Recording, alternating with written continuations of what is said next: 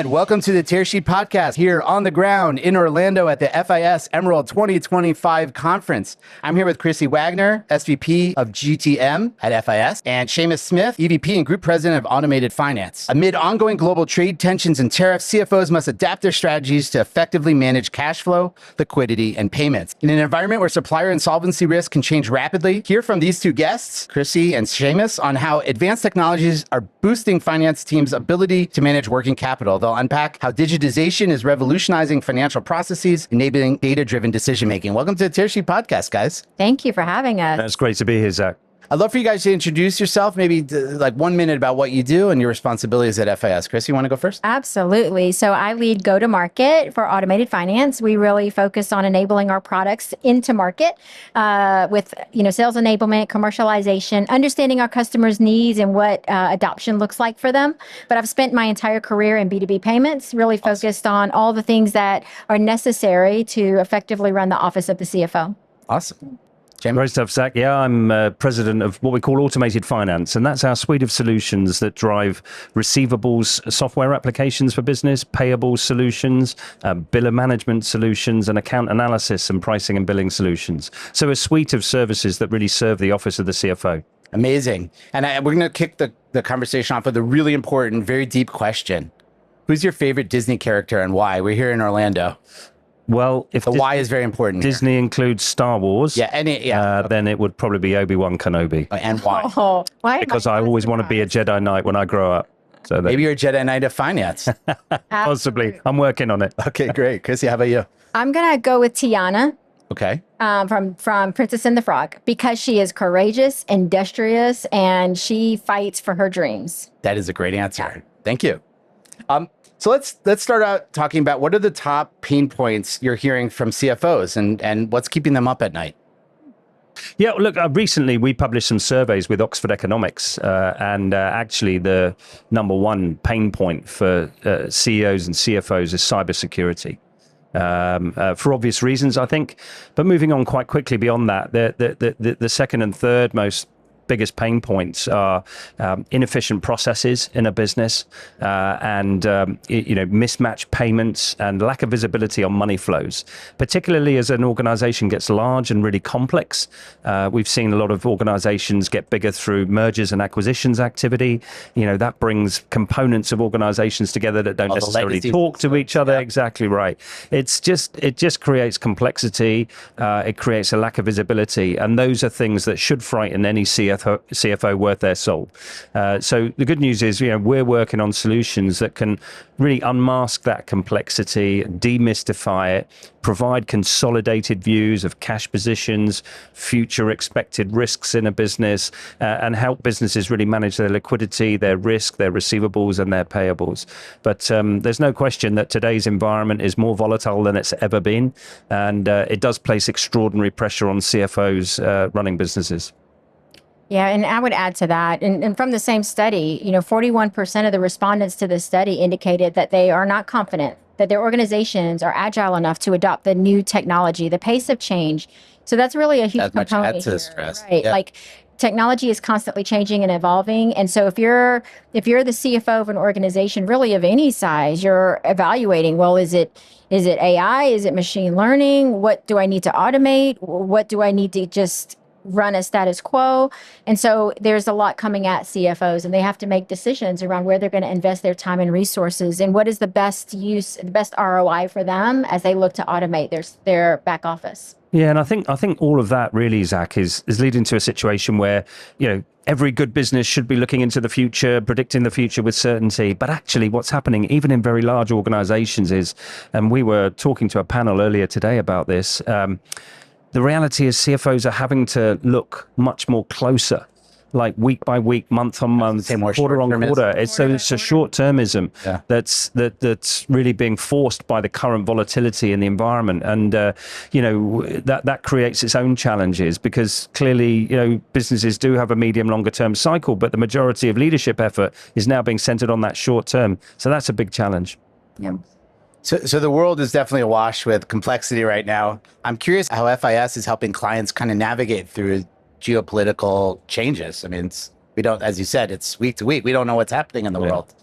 What are you guys up to? Yeah, I think, we offer a suite of solutions, as Seamus has mentioned earlier, that, can provide tools that offer that visibility. And I think there's a level of certainty in an uncertain environment that leveraging technology and automation can provide, and in particular, the data assets. And FIS sits on a massive swath of data assets that can really bring that visibility into the office of the CFO. So I think for us, it's really about how do we maximize that, not just for the sake of developing new product, but so that we can solve real problems that CFOs are facing, whether they're looking at automation, whether they're looking to simplify a very complex problem in the back office that's manual today. It's super important that we can provide the tools and services to them, the solutions to them to streamline some of that. Yeah, I think, Zach, our solutions put us in a pretty privileged position, and that position creates one of trust, where we provide a very holistic view of money movement in an organization, from its treasury, liquidity and risk positions, to its receivables position, to its account analysis, pricing and billing positions. And these really are the tools, the holistic dashboard that enables CFOs to fly the plane, if you will, of their business. And we recently had a situation where we were able to enable some increased visibility on the tariff situation that has, been pervading businesses very much in the last few weeks. Our software is quite capable, and some of the feature sets don't always get fully utilized all the time. So, we stood up a series of webinars and client communication exercises to really explain to operators, users, and managers of the systems that we provide and the solutions, this is how you can use those solutions to navigate visibility on tariffs and use them to help you through this volatile time. So, having the ability to do that, makes us feel good about our mission, which is fundamentally about helping businesses be bigger and better tomorrow than they are today. But, using the data, automating it, enhancing our software applications as much as we can, those are big things that we live by day to day. And these are real things. This isn't vaporware or, phantom use case. This is real technology in the hands of business users, responsible use of AI capabilities to help in the midst of tariff, helping CFOs and business operators understand credit underwriting and what types of credit terms can they offer in this environment, collections, and, being proactive about where they need to spend their time and energy collecting so they can get paid and they can alleviate working capital concerns and cash flow concerns. This isn't pie in the sky. This is real use case, responsible deployment of technology in the hands of business users to solve their problems. I like the way you guys said that. I like that concept of certainty in the uncertainty as well. That's through data. Yeah, right. Yeah. Level. I mean, you mentioned at the top of the podcast, Zach, that helping businesses with supplier volatility. Mm-hmm. I mean, we run credit risk management assessments, and we use data sets that FIS has, because we're a large global operator. We have a lot of data, but we also augment that data, from our partners. So Equifax, Dun & Bradstreet, and we amalgamate data sources, and we help businesses understand the risk that they have in their supplier environments.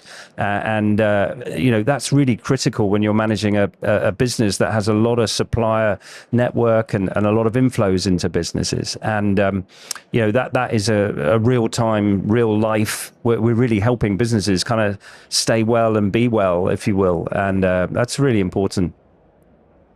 We talk a lot on our podcast about modernizing technology. I don't love the concept of digital transformation, because it's typically more evolutionary than it is transformative. I'm curious what kind of advice you would give to CFOs looking to modernize their financial functions without ripping too much out and disrupting. I think it starts with data. You've got to trust your data. You've got to clean it. You've got to really manipulate your data so that it can be usable. Every organization will say, well, we've got loads of data. Yeah, but how good is it? How clean is it? How are you utilizing it? How is it driving insights? Mm-hmm. And so I think any transformation starts with an honest appraisal of the data that underpins that business. Because normally you build software applications and other services off the back of the data that sits in your business. And if that data isn't great quality, it's going to lead lead to some really opaque and difficult lack of visibility for businesses. So I would say start with data, and then I would say start simple. And then my third call out really will be make sure that whatever you're doing in any finance transformation is directly linked to your business objectives. So if you're running a business where, you've got high margin but low growth, and you're trying to recenter your organization around growth, normally growth comes with some risk. So make sure your financial systems are dealing with risk in the right way. If you're a low margin but high growth business and you want to improve your profitability, that leads you down a slightly different path. So I think, the CFO increasingly, is an epicenter of strategy and overall business performance, not just financial reporting. So making sure that business objectives are fully infused into the finance area is really important. I love what you said there, because what comes to mind is that evolving role of the CFO. They're no longer just the back office, what happened last quarter reporting engine. They are strategic thinkers, and they are geared and built for that, right? Like, they're thinking about technology, they're thinking about business problems to solve and helping the organization grow. We see that as the evolution of the role of the CFO. But I would also add, in addition to the data, which is super fundamental, what business problems, what are the 2 or 3 key business problems that you want to start to solve? Because if you can identify that brings you to a use case, which then takes you on an investigation and analysis, which typically CFOs are really good at analyzing. They're built for that. It takes you on an analysis to say, okay, here is what I need to do to solve this problem. How can I leverage the data assets that we have? Because if you just start with data for just trying to amalgamate all the data without some sort of roadmap, what are you trying to get to? It can become an exercise in time and energy and resource without producing results. So you have to balance, I think, the need for data with what are 2 or 3 business problems I need to solve, and how can technology and the data, the combination of both, help me solve that problem. And when the small wins come, then that builds the momentum. No pun intended. We are talking about momentum here at FIS, this Emerald this week, but that builds momentum. And you get those wins on the board, and then you can see, okay, now I can justify moving further down the technology, adopting newer bleeding edge technology. Now I can start to think 12 months out, 18 months out, as opposed to by next quarter. You both have mentioned the capability of solving real world problems. I'm curious how you see digitization impacting the way CFOs approach working capital solutions. Mm-hmm. Cash is king at the end of the day, we know, right? Keeps companies afloat. Absolutely. I thought you were king. You started by saying you were a king. I'm the king of podcasts. Okay. No, I think we've been very active in this space. Just recently, Zach, we acquired a business at the start of this year called Demica. Demica is one of the world's leading supply chain finance enablement businesses. And that's all about expanding the spectrum of working capital that sits in a business. Demica is a business that has over 250 funders in its network and over $40 billion in assets under administration. So it's a sizable player in the space. It knows the market well. And we see that as another adjacency to our core financial ecosystem solution set. So we run receivable software, we run treasury software, liquidity management, risk management, payable solutions. But we see these adjacencies of things like supply chain finance, cash forecasting, really being part of the financial ecosystem. And there's an interesting dynamic, globally things vary quite a lot. So in Europe, supply chain finance is a much larger portion of a business's working capital solution. In the US, it's actually quite small. And we think there's a great opportunity to support CFOs by broadening options in access to working capital, either through factoring or securitization services. So there's no question that, having a more flexible, robust working capital set of options, if you will, in a business is another good thing. And it requires looking outside the box of business as usual. How can I do this differently? How can I do this better? Who's out there providing solutions that can help me run my business? And I think that's our mindset as we look at this sort of ecosystem, how we're trying to build out. Absolutely. And I also think there are some return to the basics types of things to contemplate, because when cash is free and money is flowing, maybe you loosen the reins a bit. But when you're dealing with the economic volatility that we're seeing right now, the uncertainty in supply chain, buyers are pulling back on and paying at the very last moment, or working double time to extend their days payable outstanding. For a CFO, getting paid, getting cash in the door is super critical to maintaining their ongoing, business. And so I actually think back to the basics of how do we improve DSO, day sales outstanding? What are the tools and solutions we need to ensure that we are creating the right credit underwriting framework and offering the right credit terms to our buyers? B, fostering good relationships with our best customers, which the Office of the CFO can influence. C, managing our disputes and collections effectively. And we can do that through proven technology solutions. We're not even talking bleeding edge. These are solutions, you mentioned it earlier, Seamus, where, they may be using just a piece of what we offer, and there's so much more that we can do to improve their operations. And so there is this balance of operational efficiency. Take another look at what you're implemented and what your teams are using today. And then also couple that with growth mindset around things like supply chain finance and other capabilities that are available to augment the working capital and cash disposition. And you mentioned digitization, Zach. I mean, I think, digitization's been generally a net positive. It's helped us do things faster, but it's mainly helped us digest larger volumes of what we already know and just maybe do that in an automated fashion. But, clearly there's a bunch of technologies with us today and gathering a lot of pace that are going to change that game, because these technologies are creative, they're decision-making capable, and that differentiates them very much from the previous tranche of digitization tools. We are now living in a new era for sure. I want to jump off of that. And one of the themes we've covered on our podcasts over the past few years is how changing customer expectations have impacted the way we design financial services. And I'm curious what you guys are seeing from your clients as digitization accelerates, like how your client expectations are changing around speed, transparency, and data integration. Yeah, I mean, I think, expectations are increasing all the time. I mean, I think, even CFOs themselves and their departments are not immune from efficiency targets and, cost reductions and other productivity improvements. So, digitization has to be a friend. But as I say, digitization now is kind of almost being usurped by the artificial intelligence revolution. That's not an evolution. We have not had a podcast in the past 18 months where we haven't spoken about it. Exactly. But we're seeing it because we live in a data-rich environment, and the fabric and foundation of any artificial intelligence application, in anger, if you will, is data. And so, our sector fundamentally is going to be one of a number that are going to get washed through with generational AI and generative AI and agentic AI. They're going to, consume, manipulate, and use that data in ways that we don't even fully imagine today.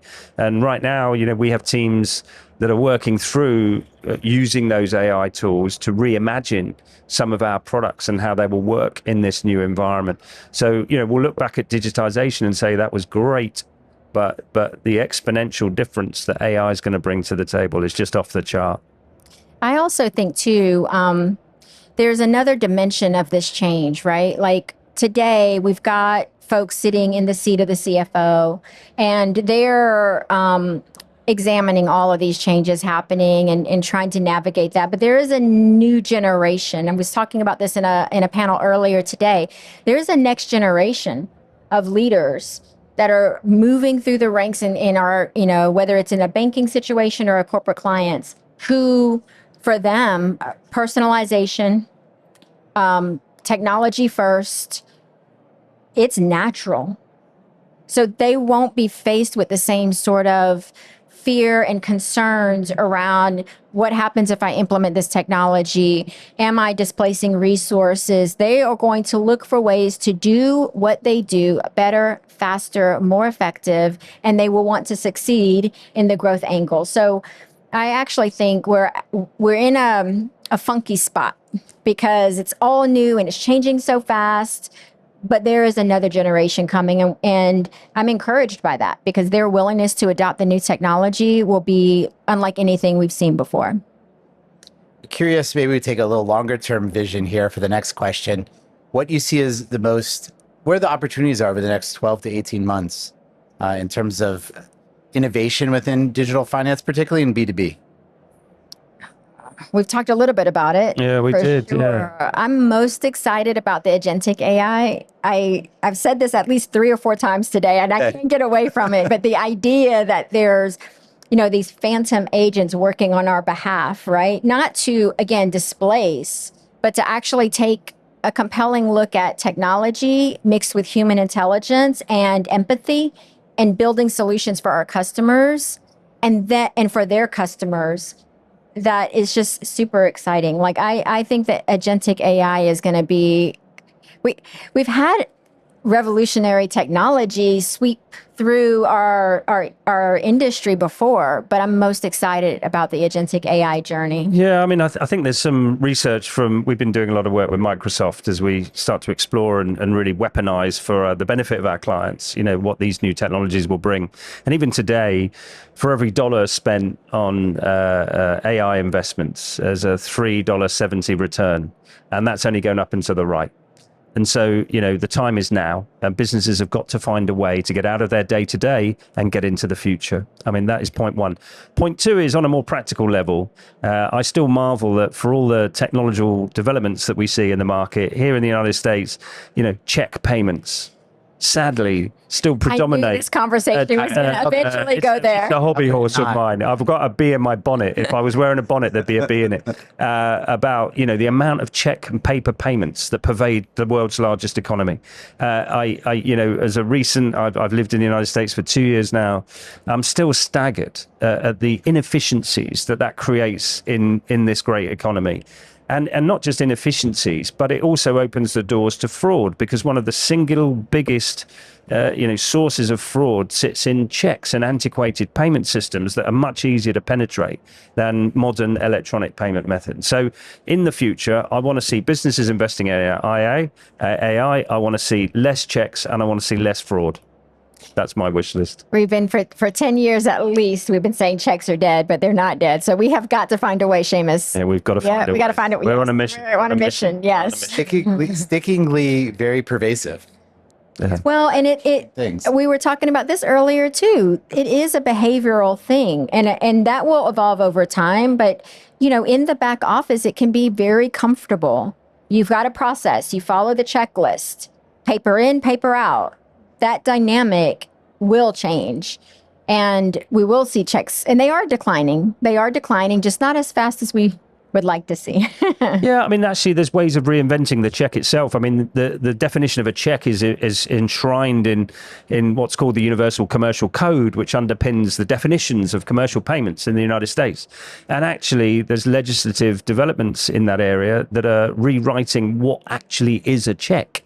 And rather than say there's no checks, you can say, well, a check can be a digital instrument.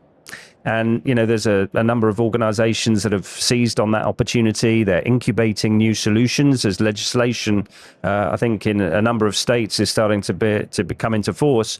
And that's the sort of thing that, we as a responsible actor have got to jump on. We've got to help businesses say, look, okay, there's a new way of managing what you currently do in check volumes. Use this secure digital means to protect your business. It's as fundamental as that. And fundamentally, if we can reduce fraud on a large scale, you're actually oiling the wheels of this great economy. I mean, it's as fundamental as that. So, we're pleased to be part of that mission. I feel quite passionate about it. And, we know we're doing the right thing. I've never been so inspired to rally against checks. I feel like we've got a rallying cry here. Save the trees. Save the trees, right? I can see the next FIS marketing campaign. Let's end our conversation on a little bit of a personal, professional note. Curious what each of your big, hairy, audacious goals are for the next part of the year, through the end of the year. We probably share a similar goal. We'll have to be shrouded in some secrecy. But well, we're on a mission. Yeah. We're on a mission, Zach, right? We're on a mission to be the global market leader in our space. I mean, we just think that we have the scale, the reach, the credentials, and the opportunity to create solutions that just help businesses be bigger and better tomorrow than they are today. And I think now we're at a point where, we're working with technology applications, the like of which we've not seen before. And I think that does extend beyond the professional into the personal. Personally, I'm happy to still be learning. I remain a keen student of many things, and not least of which is my professional vocation. And, with the advent of technologies like artificial intelligence, I don't want to be an expert on it because I read what was in the Washington Post. No disrespect to the Washington Post, but I want to be an expert on it because I've absolutely used it and deployed it to help businesses be better. And I think I'll take a lot of personal satisfaction out of that. And I think for me, what's most exciting is the opportunity to reimagine how we solve customer problems on a professional level, and excited for what's to come there. But on a personal level, it's also because I believe payments and, the B2B space is highly personal. We're dealing with people, right? And so one of my big ambitions is to help people understand how these things can help them, not displace them. And there's an element of empathy in this technology revolution, this agentic AI revolution, that's super important to help people understand that this actually makes you better, faster, more efficient, and allows you to focus on growth and other things. It's not intended to replace the human touch. So that's for me personally. You've missed something. Your daughter gets married next month. I know. I mean, come on, it doesn't get much bigger than that person. Well, there's empathy and human touch in that too. Although we're not using AI to plan the wedding. A lot of ChatGPT has gone into, coordination, but there will be no AI in the wedding. So Well, congratulations. Thank you. And Chrissy, Seamus, thanks for joining us on the Tear Sheet podcast today. Thank you. It's been a pleasure, Zach. Thank you so much. I'd like to end with a little bit of team building, maybe a little hands here. Oh.